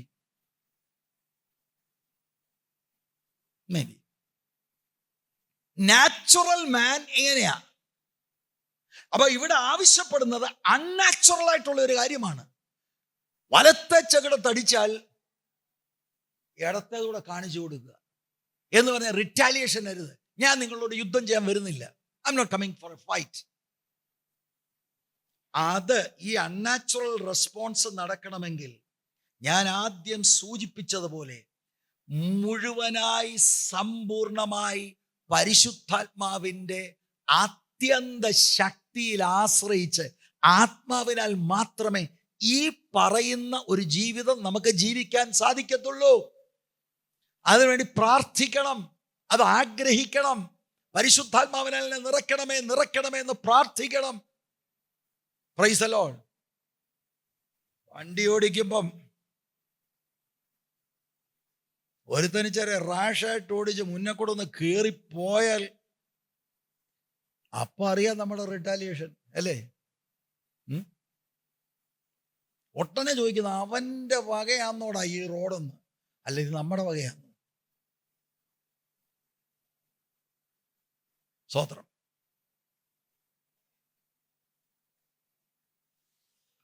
രണ്ടാമത്തെ കാര്യം 29-ന്റെ 2-ാം ഭാഗം. നിന്റെ പുതപ്പ് എടുത്തു കളയുന്നവന് വസ്ത്രവും തടുക്കരുത്. പുതപ്പെന്നുള്ളത് ഔട്ടർ ഗാർമെന്റ്, ഇന്നർ ഗാർമെന്റ് ആണ് വസ്ത്രം എന്ന് അവിടെ എഴുതിയിരിക്കുന്നത്. എടുത്തു കളയുക. ഒരു പക്ഷെങ്കിൽ മോഷ്ടിച്ചുകൊണ്ട് പോവുകയായിരിക്കാം, അല്ലെങ്കിൽ ഏതെങ്കിലും നിയമപരമായ നടപടി കൊണ്ട് നമ്മൾ കൊടുക്കേണ്ട ഒരു കടത്തിന് പകരമായി കൊടുക്കുന്ന ഒരു പേയ്മെന്റ് ആയിരിക്കാം. അങ്ങനെ എടുത്തുകൊണ്ട് പോയാൽ വസ്ത്രവും തടുക്കരുത് എന്ന് പറഞ്ഞാൽ അവിടെയും ദേഷ്യപ്പെട്ട് പ്രതികാര ചിന്തയോടെ പെരുമാറരുത്. അകത്തെ ഷർട്ടൂടെ അവൻ എടുക്കട്ടെ. കൃപ, സ്തോത്രം. അതിരുകാലിലൊന്ന് നീക്കി വെക്കണം. സഭായോഗം കഴിഞ്ഞ് അങ്ങോട്ട് ചെല്ലുക. എന്തോ ചെയ്യും? ബൈബിളൊന്ന് പിടിച്ചടി. അതെന്താണ്? അത്രേ ഉള്ളൂ കൃപ. അപ്പോഴത്തേക്ക് ആ ലോങ് സ്ലീവൊക്കെ മടക്കി വെച്ച് ഉച്ചത്തിൽ, കാരണം അവിടെ ആരും ഇല്ലല്ലോ, ഞാൻ പോയതുപോലെ അല്ലല്ലോ, ആരാണിവിടെ? അപ്പൊ ആരാണ്ട് ഒരു ഷാഡോ നമ്മൾ കണ്ട് അപ്പുറത്തെ പുള്ളിയുടെ ഇവിടെ മിന്നുന്നത്. അപ്പോഴേക്കും അങ്ങ് ഭയങ്കര ഇതാണ്. എന്നിട്ട് 2-3 ചവിട്ടുമൊക്കെ ചവിട്ടി അല്ലേ. എവിടുന്നാ പോയത്? ശത്രുക്കളെ സ്നേഹിക്കുന്നുള്ള ദൂത് കേട്ടുണ്ടാ പോയത്. നമ്മുടെ നാച്ചുറൽ ആളിൽ ഇതില്ല പ്രിയരെ. ദൈവത്തിൻ്റെ ആത്മാവിൻ്റെ കൃപ നമുക്ക് ആവശ്യമാണ്. മൂന്നാമത്തെ കാര്യം 30-ാം വാക്യം. 30-ാം വാക്യത്തിൻ്റെ ആദ്യ ഭാഗം, നിന്നോട് ചോദിക്കുന്ന ഏവനും കൊടുക്കുക. ഓ സ്തോത്രം.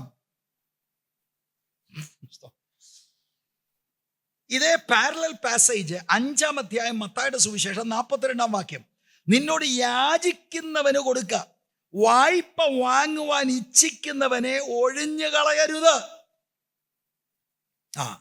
ഇത് നമ്മൾ കഴിഞ്ഞ ആഴ്ച ചിന്തിച്ചതല്ല, അപ്പൊ അതൊന്ന് ചിന്തിക്കണം.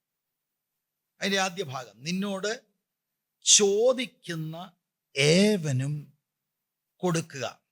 അപ്പൊ കർത്താവ് തുടർന്നും ശിഷ്യന്മാര് ലോകക്കാരുടെ ലൗകികരുടെ പാറ്റേണിലല്ല ജീവിക്കേണ്ടത്. ദൈവരാജ്യത്തിൻ്റെ പ്രിൻസിപ്പിൾസ് പറയുമ്പോൾ ഈ 3-ാമത്തെ കൽപ്പനയിൽ ശരിക്കും അതിൽ അന്തർലീനമായി കിടക്കുന്ന വസ്തുത, നമുക്ക് അത്യാഗ്രഹമരുത്. കൂട്ടിവെക്കണം ഞാനും ഭാര്യയും മക്കളും, വേറെ ആരുമില്ല. ഭാര്യയ്ക്ക് തന്നെ പിന്നെ ഉള്ളൂ, അത് എനിക്ക്. ഗ്രീഡ്, അത്യാഗ്രഹം, വേറെ ആരുടെയും കാര്യം പരിഗണിക്കത്തില്ല. കൂട്ടിവെക്കുക.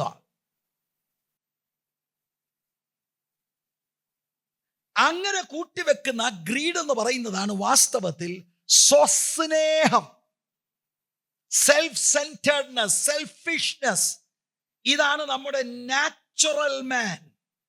പക്ഷെ കർത്താവ് ഇവിടെ പറയുന്നത്, നിന്നോട് ചോദിക്കുന്ന ഏവനും കൊടുക്കാന്ന് പറയുന്നത് യേശുവിനെ അനുഗമിക്കുന്ന ശിഷ്യന് ജനറോസിറ്റി കൊടുക്ക. അവിടെ ചോദിക്കുന്ന എന്ന വാക്ക് ശ്രദ്ധേയമാണ്. അത് കണ്ടിന്യൂസ് ടെൻസിലാ. അതിൻ്റെ അർത്ഥം ഹാബിച്വൽ ആറ്റിറ്റ്യൂഡ്. ഏതെങ്കിലും ഒരു ഞായറാഴ്ച അങ്ങോട്ട് പോയപ്പോൾ ഏതെങ്കിലും ഒരാൾക്ക് ഒരു 5 രൂപ കൊടുത്ത വിഷയം അല്ല, സ്ഥിര പരിപാടി ഇതാ. Praise the Lord. Giving continuously. അപ്പൊ ഈ ലോകത്തിൽ ഞാൻ ഇറങ്ങി നടക്കുമ്പോൾ ലൗകികരായവൾ, എതിരാളികൾ, സുവിശേഷത്തെ പകയ്ക്കുന്നവർ, എന്നോട് എതിർത്ത് നിൽക്കുന്ന ആളുകൾ എന്നെ വല്ലാതെ വിമർശിച്ച് എന്നെ ട്രീറ്റ് ചെയ്യുമ്പോൾ, അങ്ങനെയുള്ളവരെ ഞാൻ എതിർക്കുന്നത് അവരുടെ ഒരു ആവശ്യത്തിൽ ഞാൻ സഹായിക്കുകയാണ്. എതിരാളികളെ ഞാൻ സഹായിക്കുകയാണ്. കാര്യം മനസ്സിലായി അവർ അർഹിക്കുന്നെങ്കിൽ അവരെ സഹായിക്കുകയാണ്. സ്തോത്രം. അപ്പൊ ഇത്രയും ഞാൻ പറഞ്ഞപ്പോൾ അതൊരു നല്ല കാര്യമാണ്. എന്നാൽ ഈ വാക്യത്തിൻ്റെ അർത്ഥം ആരെങ്കിലും എന്തെങ്കിലും എത്രയെങ്കിലും ചോദിച്ചാൽ കൊടുത്തോണ്ടേ ഇരിക്കുക. അങ്ങനാണെങ്കിൽ സംഭവിക്കാൻ പോകുന്നത് ഒരുപാട് ദരിദ്രരുണ്ടാകും, ഒരു പണിയെടുക്കാത്ത ഒരുപാട് പണക്കാരും ഉണ്ടാകും. സ്തോത്രം. ജോലിക്കും വേലയ്ക്കും ഒന്നും പോകത്തില്ല. എന്താ പാസ്റ്റർ ഇന്ന് പ്രസംഗിച്ചില്ലായിരുന്നു? ജോലിയുണ്ടോ? എനിക്ക് ജോലി ചെയ്യാൻ മേല. പ്രത്യേകിച്ച് ക്ലൈമറ്റ് ഇപ്പോൾ ഉറങ്ങാൻ നല്ല ക്ലൈമറ്റാണ്. അത് നമ്മൾ വളരെ സൂക്ഷിക്കണം. ലിറ്ററലായിട്ട് നമ്മൾ ഇതെടുത്താൽ വിശുദ്ധന്മാരായ കുറെ പാവപ്പെട്ടവർ, ഒന്നും ഇല്ലാത്ത കുറെ ആളുകൾ ഉണ്ടാകും. പണിക്ക് പോകാത്ത കുറെ ആളുകൾ പണമുണ്ടാകും. അപ്പം ബുദ്ധിഹീനമായി ആരെയും വിശ്വസിച്ചുകൊണ്ട് അങ്ങനെ കൊടുക്കാനല്ല, ആത്മാവിൽ കാര്യങ്ങളെ വിവേചിച്ച് ശരിക്കും ആള് നീടിയാണെന്നുള്ള ബോധ്യം നമുക്ക് വരുമ്പോൾ അങ്ങനെ ബോധ്യത്തിൽ നിന്നാണ് സഹായിക്കേണ്ടത്. ശ്രദ്ധിച്ച് കേൾക്കണം ഞാൻ പറയുന്നത്. ചില ആളുകൾക്ക് സഹായം കൊടുക്കാതിരിക്കുന്നതാണ് അവരോടുള്ള സ്നേഹം. കാരണം കൊടുത്താൽ പിന്നെയും കൊടുത്താൽ പിന്നെയും കൊടുത്താൽ അവരെ നമ്മൾ വഷളാക്കുകയാണ്. അപ്പൊ ചില കേസിൽ ചില കാര്യങ്ങൾ ആത്മാവിന്റെ നടത്തിപ്പുണ്ടെങ്കിൽ ചെയ്യാതിരിക്കുന്നതാണ് നല്ലത്. എന്തിനാ? അത് അവരോടുള്ള സ്നേഹമാണ്. അവർക്ക് തന്നെ അറിയത്തില്ല അവരുടെ ആവശ്യങ്ങളിൽ സഹായിക്കണം, അത്യാഗ്രഹമല്ല. എന്താ ബ്രദർ ചോദിച്ചല്ലോ, ഒരു 1000 രൂപ. ഞാൻ ഒരു TV ഇങ്ങനെ മേടിക്കായിരുന്നു. അത് പക്ഷേ ചെറിയ സ്ക്രീനിൻ്റെ ഇതുണ്ട്, എനിക്കൊരു വലിയ സ്ക്രീനാണ്, അതുകൊണ്ട് ഞാൻ ചോദിക്കുക. അത് അത്യാവശ്യമൊന്നുമല്ല, അത് കഞ്ഞി കുടിക്കാനുള്ളതൊന്നുമല്ല. സ്തോത്രം. കാരണം വൈകിട്ടത്തെ വാർത്ത കേൾക്കുമ്പം ഒരു ഗുമ്മില്ല. അപ്പം ഞാൻ പറഞ്ഞതിൻ്റെ താല്പര്യം, ഇത് കർത്താവിൻ്റെ കൽപ്പനയാണ്. പക്ഷെ തെറ്റിദ്ധാരണ, മിസ്ഇൻറ്റർപ്രിട്ടേഷൻ ഉണ്ടാകരുത്. ഒരാൾ വന്ന് കാറ് ചോദിക്കുന്നു, അപ്പോൾ കാറും കൊടുത്തു. അപ്പോൾ ഞാനെങ്ങനെ നടക്കുന്നു? അതെങ്ങനെയല്ലേ വരിക? വീട് ചോദിച്ചു, വീടും കൊടുത്തു. ആവശ്യക്കാരൻ്റെ ആവശ്യം ശ്രദ്ധിക്കുക. ഹോളി സ്പിരിറ്റ് നമ്മുടെ അകത്തുണ്ട്. ഏത് നിലയിലാണ്? സഹായിച്ചാൽ പ്രയോജനമാണോ, സഹായിക്കാതിരിക്കുമ്പോഴാണോ പ്രയോജനം? അങ്ങനെ നമ്മൾ അത് മനസ്സിലാക്കണം. വാസ്തവത്തിൽ കർത്താവ് ഇവിടെ കോൺഫ്രണ്ട് ചെയ്യുന്നത് മനുഷ്യന്റെ അത്യാഗ്രഹവും അവന്റെ സെൽഫിഷ്നെസ്സുമാണ്. എന്നിട്ട് അനുയായികളെ കർത്താവ് പ്രോത്സാഹിപ്പിക്കുന്നത്, നിങ്ങൾ ജനറസ് ആകണം, എല്ലാം പിടിച്ചു വെക്കരുത്. അപ്പൊ ജനറസ് ആകുന്ന ദൂത് ആർക്ക് കൊടുക്കണം, എത്രയും കൊടുക്കണം, അത് ദൈവാത്മാവ് നമ്മളെ ഡയറക്റ്റ് ചെയ്യണം. സ്തോത്രം. ഞാൻ പറഞ്ഞത് നിങ്ങൾക്ക് മനസ്സിലായി എന്ന് ധരിക്കട്ടെ. ഇനി ചില വാക്യങ്ങൾ വായിക്കാൻ പോവുകയാണ്. എന്തിനാണ് ഞാൻ വായിക്കുന്നത്? പണിയെടുത്ത് വേർപ്പിൻ്റെ സമ്പാദ്യമാണ് നമുക്ക് ഉണ്ടാകേണ്ടത്. പണമെടുക്കാതെ ഈ വാക്യം ഉദ്ധരിച്ച് വന്നുകൊണ്ട് ഇങ്ങനെ എഴുതിയിട്ടുണ്ട്. പാസ്റ്റർ പ്രസംഗിച്ചാണല്ലോ കർത്താവ് പറഞ്ഞ കൊടുക്കാൻ. അത് ലേസിനെസ്സും ഐഡിൽനെസ്സും പ്രോത്സാഹിപ്പിക്കാനല്ല. പാസ്റ്റർക്ക് എങ്ങനെ അറിയാം? പറയാം. ഒരു വാക്യത്തെ വ്യാഖ്യാനിക്കേണ്ടത് ബൈബിളിൻ്റെ മുഴുവൻ പശ്ചാത്തലത്തിൽ നിന്നുകൊണ്ടാണ്. അല്ലാതെ ഒരിടത്തൊരു കാര്യം കണ്ടപ്പോൾ അത് മതി. അപ്പൊ അതിനെക്കുറിച്ച് സദൃശവാക്യത്തിൽ എന്താ പറയുന്നത്, അതിനെക്കുറിച്ച് തെസ്സലോനിക്ക ലേഖനത്തിൽ എന്താണ് പറയുന്നത്, ഇതെല്ലാം കൂടെ എടുക്കുമ്പോഴാണ് നമുക്കൊരു കാര്യത്തെക്കുറിച്ചുള്ള റിയൽ പിക്ചർ കിട്ടുന്നത്. സദൃശവാക്യങ്ങൾ 6-ാം അധ്യായം 6 മുതൽ 10 വരെയുള്ള വാക്യം. പേര് വിളിക്കാൻ പോവാ കേട്ടോ. മടിയ. ഇപ്പൊ കൈവൊക്കെ എല്ലാവരും. മടിയ, ഉറുമ്പിന്റെ അടുക്കൽ ചെല്ലുക. വീട്ടിൽ അതേ ഉള്ളല്ലോ. അപ്പൊ ഒന്ന് ശ്രദ്ധിച്ച് നോക്കണം ഈ ഉറുമ്പിനെ. വലിയ ദൂത് ഉറുമ്പ് പറയും. അതിൻ്റെ വഴികളെ നോക്കി ബുദ്ധി പഠിക്കുക.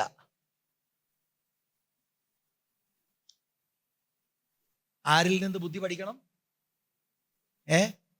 അപ്പൊ ഇന്നത്തെ മീറ്റിംഗ് കഴിഞ്ഞ് വീട്ടിൽ പോയിട്ട് ശ്രദ്ധിക്കണം. അത് ബുദ്ധി പഠിപ്പിക്കും. ഇത് ദൈവവചനമാകട്ടോ. It's God's word. Take it seriously. അതിന് നായകനും മേൽവിചാരകനും അധിപതിയും ഇല്ലാതെ ഇരുന്നിട്ടും വേനൽക്കാലത്ത് തൻ്റെ ആഹാരം ഒരുക്കുന്നു, കൊയ്ത്തുകാലത്ത് തൻ്റെ തീൻ ശേഖരിക്കുന്നു. ബുദ്ധി പഠിക്കാൻ വിശ്വാസി ബുദ്ധി പഠിക്കണം.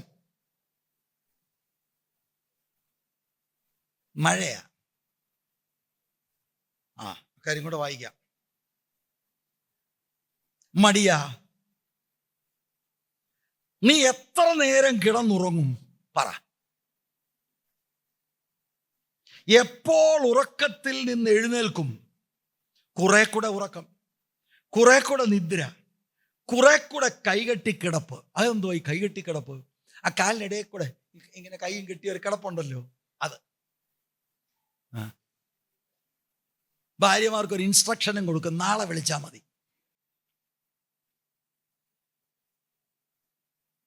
അങ്ങനെ നിന്റെ ദാരിദ്ര്യം വഴിപോക്കനെ പോലെയും നിന്റെ ബുദ്ധിമുട്ട് ആയുധപാണിയെ പോലെയും വരും. നിസ്സാരനും ദുഷ്കർമ്മിയുമായവൻ വായുടെ വക്രതയോടെ നടക്കുന്നു. ഇവന് കൊടുക്കാനല്ല യേശു പറഞ്ഞത്. കാരണം ബൈബിളിൽ തന്നെ മടിയന്റെ കാര്യമുണ്ട്. വേല ചെയ്യത്തില്ല, വേല ചെയ്യാത്ത ഡിപ്പെൻഡ് ചെയ്ത് പഠിക്കുക. No, it is not biblical. ഇവന് കൊടുത്താൽ ഇവന് മടി വർദ്ധിക്കുകയാണ്.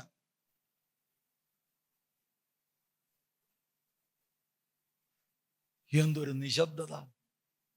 ഈ മടിയാന്ന് പറഞ്ഞപ്പോൾ ചിലരുടെ ഉറക്കത്തിൻ്റെ കെട്ടുപൊട്ടി. എൻ്റെ പേര് വിളിച്ചു. സ്തോത്രം. സദൃശവാക്യം 20:4. ആരാണ്ട് ചിന്തിക്കുക, ഇവൻ ഇതെല്ലാം കൂടെ ഇവിടെ ഉള്ളതെല്ലാം പൊക്കിക്കൊണ്ട് വന്നു. മടിയൻ ശീതം നിമിത്തം ഉഴാതിരിക്കുന്നു, കൊയ്ത്ത് കാലത്ത് അവൻ ഇരക്കും, ഒന്നും കിട്ടുകയുമില്ല. സ്തോത്രം. വിദേശ രാജ്യങ്ങളിൽ പോയി പോച്ച വെട്ടാൻ തയ്യാറാ അല്ലേ? വിദേശ രാജ്യത്ത് പോയി തൂക്കാൻ തയ്യാറാ.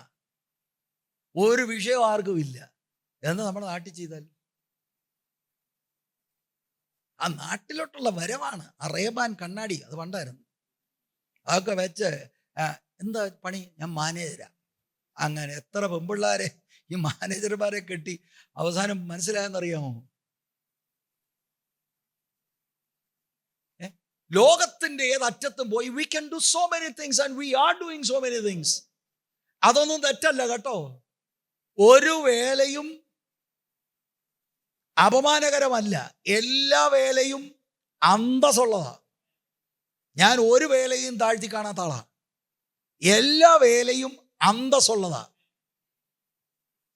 പക്ഷെ ഈ വിദേശത്ത് പോയി ചെയ്യുന്നയാൾ നാട്ടിൽ ചെയ്താൽ ശീതകാലത്തും വല്ലതും കഴിച്ചുകൊണ്ട് കിടക്കാം. എന്തിനാ ഇപ്പൊ ഇതൊക്കെ പറയുന്നത്? യേശുവിൻ്റെ വാക്ക്, ആ 30-ാം വാക്യം ഒന്ന് വായിക്കാം. ലൂക്കോസ് 6:30. നിന്നോട് ചോദിക്കുന്ന ഏവനും കൊടുക്ക. അപ്പൊ ഈ ചോദിക്കുന്നവന് കൊടുത്തുകൊണ്ടേയിരിക്കണം എന്ന് പറഞ്ഞാൽ ശിഷ്യനായിരിക്കുന്ന ഞാൻ കൊടുക്കണം. ഞാൻ കൂട്ടിവെക്കുക അല്ല.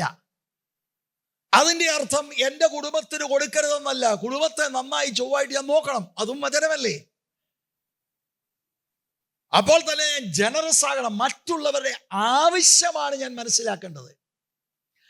ആവശ്യമല്ലാതെ മടി കാണിച്ച് വേല ചെയ്യാത്തവൻ വരുമ്പോൾ നമ്മൾ ആദ്യം ഒരു സഹായമൊക്കെ കൊടുക്കും. പിന്നീട് നമ്മൾ പറഞ്ഞ് മനസ്സിലാക്കണം, മോനെ വേല ചെയ്യണം, മോളെ വേല ചെയ്യണം. ഞാൻ ചോദിക്കട്ടെ, ഇവിടെ ആർക്കാണ് വേല ചെയ്യാതെ പണമുള്ളത്? എല്ലാവരും വേല ചെയ്തതല്ലേ? വിദേശ രാജ്യത്തുള്ളവർ വേല ചെയ്തതല്ലേ? നാട്ടിൽ ഉള്ളവർ വേല ചെയ്തതല്ലേ? എല്ലാവരും വേല ചെയ്യണം. വേല ചെയ്ത് അന്തസ്സായിട്ട് കൂലി മേടിച്ച് ജീവിക്കണം. പക്ഷെ അത് തികയുന്നില്ല. അല്ലെങ്കിൽ ഏതെങ്കിലും പ്രത്യേക ആവശ്യങ്ങൾ വന്നു, നീഡുണ്ട്, ജെനുവിൻ നീഡ്. ഒരു ശിഷ്യൻ കൈ ചുരുട്ടി പിടിക്കരുത്. ഗിവ്. എന്റെ മനസ്സിലേക്ക് ഓടി വരുന്നത്, യെരുശലേം ഭയങ്കര ഉണർവുണ്ടായി. പെന്തക്കോസ്ത് ദിവസം ഉണർവുണ്ടായി. 10,000 പേര് കയറി. എന്താ അവരെ കുറിച്ച് എഴുതിയിരിക്കുന്നത്? ആവശ്യാനുസരണം അവർക്ക് കൊടുക്കുന്ന നീഡ്. അത് ദൈവസഭ സഭയായി, വ്യക്തികളായി, കുടുംബമായി നമ്മൾ ചെയ്തു നോക്കൂ. ആരോടും നോ പറയരുത്. എല്ലാവരുടെയും വിഷയം പരിഗണിക്കണം. അപ്പോൾ തന്നെ ശ്രദ്ധിക്കേണ്ടത്, ഇതൊരു ഉപാധിയാണോ? ഇങ്ങനെ ഒരു വകുപ്പുള്ളത് കൊണ്ട് ആകെ ജോലി ചെയ്യണ്ട, കിടന്നുറങ്ങാം. നല്ല ഉറക്കം, ഫോണും അങ്ങ് ഓഫ് ചെയ്യും. അല്ലെ ഭാര്യയോട് പറഞ്ഞു, ഞാൻ ഇല്ലെന്ന് അങ്ങ് പറഞ്ഞു. സദൃശ്യവാക്യം 24:30 മുതൽ 34 വരെ വായിക്കാൻ പോവുക. അപ്പൊ നിങ്ങളുടെ മനസ്സിലൊക്കെ വന്നു, പഴയ നിയമം മുഴുവനാ പുള്ളി വായിച്ചത്. ഇല്ല, പുതിയ നിയമവും വായിക്കാം. സദൃശ്യവാക്യം 24:30 മുതൽ 34 വരെ. ഞാൻ മടിയന്റെ കണ്ടത്തിനരികെയും ബുദ്ധിഹീനന്റെ മുന്തിരിത്തോട്ടത്തിന് സമീപയും കൂടി പോയി. അവിടെ മുള്ളു പടർന്ന് പിടിച്ചിരിക്കുന്നതും തൂവ നിറഞ്ഞ് നിലം മൂടിയിരിക്കുന്നതും അതിൻ്റെ കന്മതിൽ ഇടിഞ്ഞു കിടക്കുന്നതും കണ്ടു. ഞാൻ അത് നോക്കി വിചാരിക്കുകയും അത് കണ്ട് ഉപദേശം പ്രാപിക്കുകയും ചെയ്തു. കുറെ കൂടെ ഉറക്കം, കുറെ കൂടെ നിദ്ര, കുറെ കൂടെ കൈകെട്ടിക്കിടക്ക. ഓർമ്മയുണ്ടോ ഞാൻ പറഞ്ഞത്? അങ്ങനെ നിന്റെ ദാരിദ്ര്യം വഴിപോക്കനെ പോലെയും നിന്റെ ബുദ്ധിമുട്ട് ആയുധപ്പാണിയെ പോലെയും വരും. പാസ്റ്ററെ, അപ്പൊ ഉറക്കം വേണ്ട? അയ്യോ, ഉറങ്ങ്, നോർമലായിട്ട് ഉറങ്ങ്. ഈ ഉറക്കമെന്ന് പറഞ്ഞ ഹലോ എഴുന്നേക്ക, ജോലിക്കോ? അയ്യോ ഇച്ചരൂടെ, ഒന്നാമത് മഴ വരുമെന്ന് ഇന്നലെ ഫോർകാസ്റ്റ് ഉണ്ടായിരുന്നു. നോ. സ്വത്രം പിള്ളാരെ, നിങ്ങൾക്ക് ഇതെല്ലാം മനസ്സിലായോ? നന്നായിട്ട് പണിയെടുക്കണം. പിന്നെ ഞാൻ ഇങ്ങോട്ട് നോക്കി നിങ്ങളോട് പറയുമ്പോൾ, നിങ്ങളുടെ പണി കല്യാണം കഴിച്ച് ചെല്ലുന്ന വീട്ടിലാണ്. കല്യാണം കഴിക്കുന്ന നല്ല അധ്വാനികളെ ആയിരിക്കണം. രക്ഷിക്കപ്പെട്ട് ദൈവകൃപയിൽ നിൽക്കുന്ന അധ്വാനിക്കുന്നവർ കേട്ടോ. അല്ലാതെ ഭാര്യയെ അങ്ങോട്ട് അധ്വാനിക്കാൻ വിട്ടിട്ട് പൊട്ടറ്റോ ചിപ്സും കഴിച്ചിട്ട് TV കണ്ടുകൊണ്ടിരിക്കുകയല്ല. എന്താണ് കാണുന്നത്? ഗുസ്തി, റസലിംഗ്, പൊട്ടറ്റോ ചിപ്സ് കണ്ട് എവിടെ പോയിരിക്കുക പണിയെടുക്കാൻ. ഇതൊന്നും അല്ല മാതൃക. മനസ്സിലായോ? എന്നിട്ട് 1-2 പിള്ളേരുണ്ടാകും, പുള്ളി ബേബി സിറ്റിങ് കഴിഞ്ഞ് പുള്ളി ഒരു പാസ്റ്ററുമാവും. കാരണം കോണ്ടാക്ട്സ് ആണ്. നോ. കൾച്ചർ മാറി.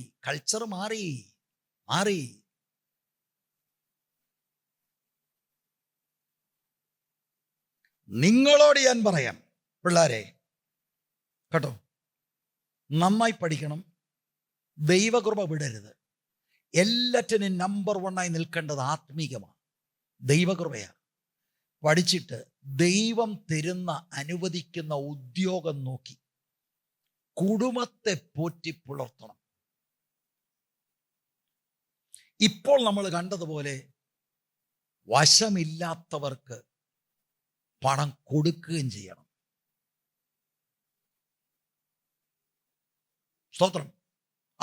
അപ്പം നമ്മളുടെ സഹോദരൻ പറഞ്ഞ പോലെ പുതിയ നിയമത്തിലെ വാക്യം. എല്ലാവരും നോട്ട് എഴുതാൻ തുടങ്ങി. 2 തെസ്സലോനിക്ക ലേഖനം 3-ാം അധ്യായം 10 മുതൽ 12 വരെയുള്ള വാക്യം.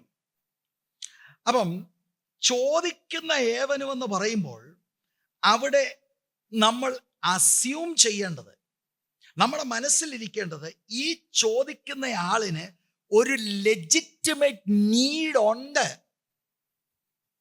ചുമ്മാ ചോദിക്കുകയല്ല, ശരിക്കും ആളിന് ഒരാവശ്യമുണ്ട് എന്ന് പറഞ്ഞാൽ പാസ്റ്റർ ഉദ്ദേശിക്കുന്നത് എന്താ? പറയാം. ഞാൻ ഇത്രയും വാക്യങ്ങൾ വായിച്ചു. ദൈവത്തിന്റെ വചനം മടിയന്മാരെ പ്രോത്സാഹിപ്പിക്കുന്നില്ല.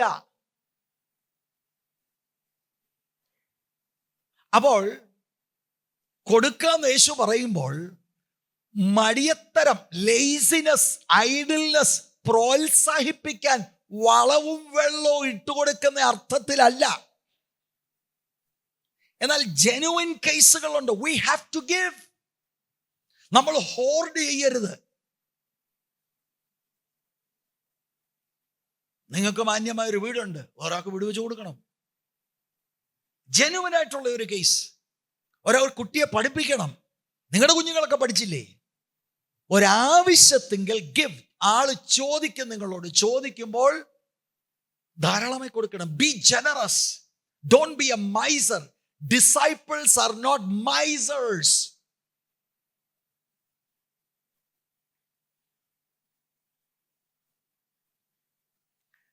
വേല ചെയ്യുവാൻ മനസ്സില്ലാത്തവൻ തിന്നുകയും അരുത് എന്ന് ഞങ്ങൾ നിങ്ങളോട് ഇരിക്കുമ്പോൾ തന്നെ ആജ്ഞാപിച്ചിട്ടുണ്ടല്ലോ. അപ്പോസ്തലിക ഉപദേശമാ. വേല ചെയ്യുന്നില്ല, എന്ത് ചെയ്യരുത്?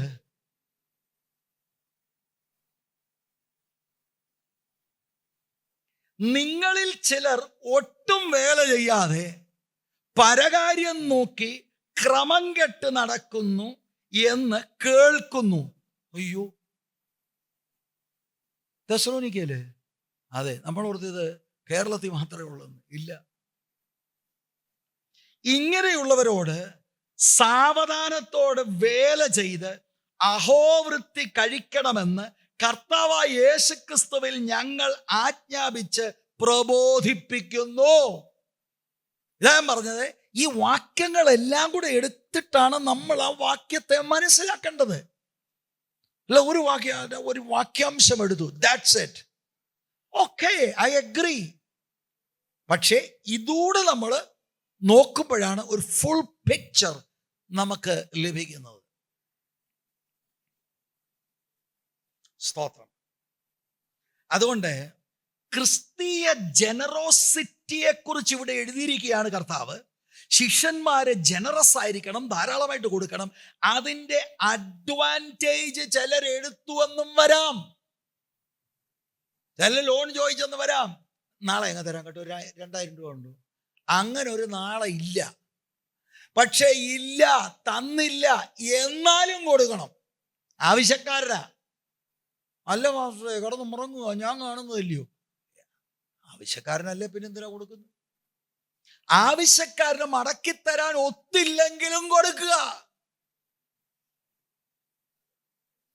സ്തോത്രം. അയ്യോ, അത് വർഷം അത് കടുകയായി പോയി. ഒരു ബാലൻസ് കൊണ്ടുപോകാൻ ഇത്രേ ഉള്ളൂ ബാലൻസ്. 30-ാം വാക്യത്തിന്റെ 2-ാം ഭാഗം കഴിഞ്ഞ് ഞാൻ നിർത്താൻ പോവുക. ഞാൻ ഓർത്ത ഇന്ന് പൂർത്തീകരിക്കാമെന്ന്. വെള്ളിയാഴ്ച നമുക്കിത് പൂർത്തീകരിക്കണം. കാരണം എനിക്ക് നമ്മുടെ പ്രധാന പാഠം ഉണ്ടല്ലോ, റോമാലേഖനത്തിലേക്ക് ഒന്ന് വരണമെന്ന് ഇങ്ങനെ ഉണ്ട്. നിനക്കുള്ളത് എടുത്ത് കളയുന്നവനോട് മടക്കി ചോദിക്കരുത്. പക്ഷേ ഇത് ഓരോ ഇത് പറയുമ്പോൾ കട്ടി കൂടി വരികയാണല്ലോ. അതെ, ഇതെന്താണ് നിനക്കുള്ളത് എടുത്തു കളയുന്നതിനോട് എന്ന് പറഞ്ഞാൽ? ഒരു വിശുദ്ധനെ കയറി കൊള്ളയടിച്ചു, റോബിങ് എ ബിലീവർ. അതിനും ഒരു വിശുദ്ധൻ പ്രതികാരം ചെയ്യരുത്, പക്ഷേ നിരന്തരം സ്നേഹം കാണിക്കുക. ആ മോഷ്ടിച്ചോണ്ട് പോയ തൊണ്ടി മുതൽ പോലും നീ ചോദിക്കരുത്.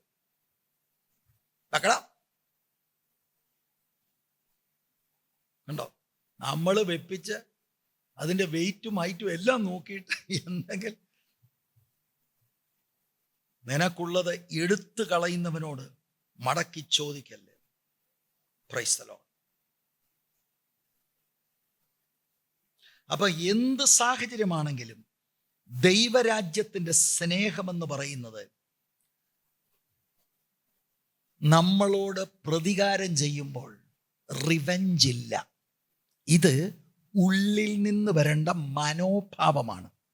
And all of us have failed. നമുക്കെല്ലാം എന്താ കിട്ടിയ റിപ്പോർട്ടിൽ? F, റെഡ് ലെറ്ററിൽ ഫെയിൽ. സ്തോത്രം. ഇതൊക്കെ നിങ്ങൾ ചിന്തിക്കുമ്പോഴേ ഒറ്റ കാര്യം നിങ്ങൾ ചിന്തിച്ചാൽ മതി. ശത്രുവായിരുന്ന എന്നെ നിത്യനായ സ്നേഹനിധിയാകുന്ന ദൈവം അവിടുത്തെ പുത്രനെ തന്ന് സ്നേഹിച്ചു എങ്കിൽ എനിക്ക് എൻ്റെ ശത്രുക്കളെ സ്നേഹിക്കാം. അത് റോമർ 5:5 പറയുന്നത് പോലെ അവിടുത്തെ ആത്മാവ് നമ്മുടെ മേൽ ധാരാളമായി പകരപ്പെടണം. ഹോളി സ്പിരിറ്റിനാൽ അല്ലാതെ നമുക്ക് സ്നേഹിപ്പാൻ കഴിയുകയില്ല. സ്നേഹം കേവലം ഒരു ഫീലിംഗ് അല്ല. നോ, അങ്ങനെ ചിന്തിക്കരുത്. I can choose to love. അതുകൊണ്ടല്ലേ സ്നേഹിക്കണം എന്ന് പറയുന്നത്. I don't need to feel to love, I can choose to love. മോളെ സദൃശ്യവാക്യം 24-ന്റെ 29 വാക്യം. സദൃശ്യവാക്യങ്ങൾ 24-29. അവൻ എന്നോട് ചെയ്തതുപോലെ ഞാൻ അവനോടും ചെയ്യുമെന്നും ഞാൻ അവന് അവന്റെ പ്രവൃത്തിക്ക് പകരം കൊടുക്കുമെന്നും നീ പറയരുത്. അപ്പൊ റിവെഞ്ച് എടുക്കരുത്, വെച്ചിട്ടുണ്ടടാ മോനെ. റോമാലേഖനം 12-ാം അധ്യായം 17, 18, 19 വാക്യം. ജോർസപ്പെടു. ആർക്കും തിന്മയ്ക്ക് പകരം തിന്മ ചെയ്യാതെ, കേട്ടോ, തിന്മയ്ക്ക് പകരം തിന്മ ചെയ്യാതെ. ഈ വചനം എല്ലാം കേട്ട് ഇവിടെ വന്നിട്ട് കേട്ടിട്ട് പോവാ. ആരോടും തിന്മയ്ക്ക് പകരം തിന്മ ചെയ്യാതെ സകല മനുഷ്യരുടെയും മുമ്പിൽ യോഗ്യമായത് മുൻകരുതി കഴിയുമെങ്കിൽ നിങ്ങളാൽ ആവോളം സകല മനുഷ്യരോടും സമാധാനമായിരിപ്പിൻ. ആ വാക്കുകളൊക്കെ എക്സ്പ്ലെയിൻ ചെയ്ത കഴിയുമെങ്കിൽ, നിങ്ങളാൽ ആവോളം എന്ന് പറഞ്ഞാൽ ചിലരുടെ അടുത്ത് നടക്കത്തില്ല. പക്ഷെ നിങ്ങളുടെ ഭാഗത്ത് നിങ്ങൾ ഇനിഷ്യേറ്റീവ് വേണം. നിങ്ങളാൽ ആവോളം സകല മനുഷ്യരോടും സമാധാനം ആയിരിപ്പീൻ. 19 വാക്യം. പ്രിയമുള്ളവരെ, നിങ്ങൾ തന്നെ പ്രതികാരം ചെയ്യാതെ. ഇതാണ് ശ്രദ്ധിക്കേണ്ടത്. കർത്താവായ യേശുക്രിസ്തുവിൻ ഇത് തന്നെയാണ് ചെയ്തത്. പ്രിയമുള്ളവരെ, നിങ്ങൾ തന്നെ പ്രതികാരം ചെയ്യാതെ ദൈവകോപത്തിന് ഇടം കൊടുപ്പിൻ. പ്രതികാരം എനിക്കുള്ളത്, ഞാൻ പകരം ചെയ്യുമെന്ന് കർത്താവ് അരുളി ചെയ്യുന്നു. Praise the Lord. ഞാൻ എൻ്റെ വാക്കുകൾ ഇവിടെ നിർത്തുകയാണ്. നമ്മൾ 29, 30 വാക്യം വായിച്ച് അവസാനിപ്പിക്കാം. അതിനകത്തുനിന്ന് നമ്മൾ പല കാര്യങ്ങളാണ് ചിന്തിച്ചത്. ഇതിൻ്റെ എല്ലാം ക്ലൈമാക്സ് ആണ് 31 വാക്യം. മനുഷ്യൻ നിങ്ങൾക്ക് ചെയ്യണമെന്ന് നിങ്ങൾ ഇച്ഛിക്കുന്നത് പോലെ തന്നെ അവർക്ക് ചെയ്യുവിൻ. ഇത് എല്ലാവർക്കും അറിയാം. ഇതാണ് ഗോൾഡൻ വേഴ്സ്. ദൈവരാജ്യത്തിൻ്റെ ഒരു ഗോൾഡൻ പ്രിൻസിപ്പിളാണ്. അപ്പം കർത്താവ് നാം അനുകരിക്കണം, ചെയ്യണം എന്ന് പറയുന്ന സ്നേഹം, മറ്റുള്ളവരെ നാം ട്രീറ്റ് ചെയ്യുന്നത്, നമ്മളെ എങ്ങനെയാണ് ട്രീറ്റ് ചെയ്യണമെന്ന് നമ്മൾ ആഗ്രഹിക്കുന്നത്, അതുപോലെയാണ് ശത്രുക്കളെയും സ്നേഹിക്കേണ്ടത്. It's a golden principle. പക്ഷേ എഗെയിൻ ഞാൻ പറയാം, it comes only by the power of the holy spirit. 29, 30 വാക്യങ്ങൾ വായിച്ച് നമുക്ക് അവസാനിപ്പിക്കാം. നിന്നെ ഒരു ചെകിട്ടത്ത് അടിക്കുന്നവന് അപ്പൊ 4 ഇലിസ്ട്രേഷൻസാ. മറ്റേതും കാണിച്ചു കൊടുക്ക. 1. പിന്നെ നിന്റെ പുതപ്പ് എടുത്തു കളയുന്നവന് വസ്ത്രവും തടുക്കരുത്. 2. പിന്നെ നിന്നോട് ചോദിക്കുന്ന ഏവനും കൊടുക്ക. 3. നിനക്കുള്ളത് എടുത്തു കളയുന്നവനോട് മടക്കി ചോദിക്കരുത്. ഇങ്ങനെയാ സ്നേഹിക്കേണ്ടത്. This is the way to respond to people who are persecuting and insulting us.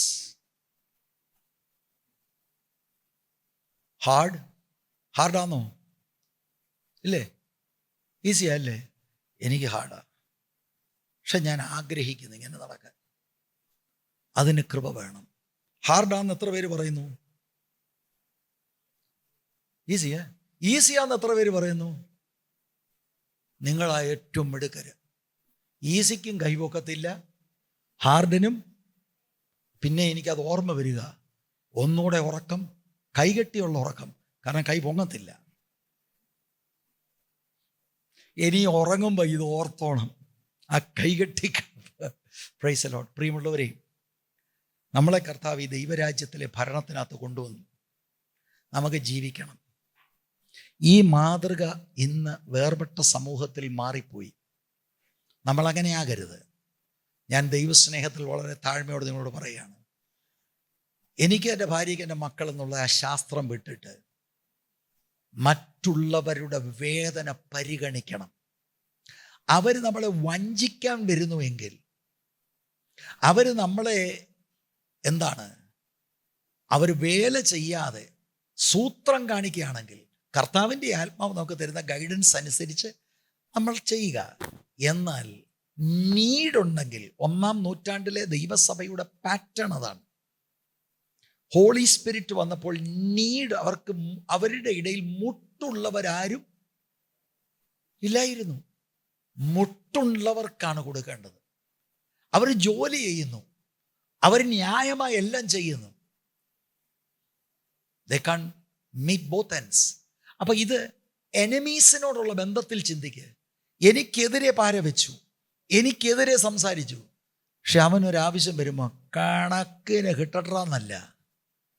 ഞാൻ അവിടെ ആ ദൈവസ്നേഹം ചെന്ന് അവരുടെ നന്മയ്ക്ക് വേണ്ടി പ്രവർത്തിക്കുമ്പോൾ എന്നിൽ സുവിശേഷം വരുത്തിയ മാറ്റം എൻ്റെ എതിരാളി കണ്ട് അവൻ സുവിശേഷത്തെ അംഗീകരിക്കും. അതാണ് ദൈവസ്നേഹം.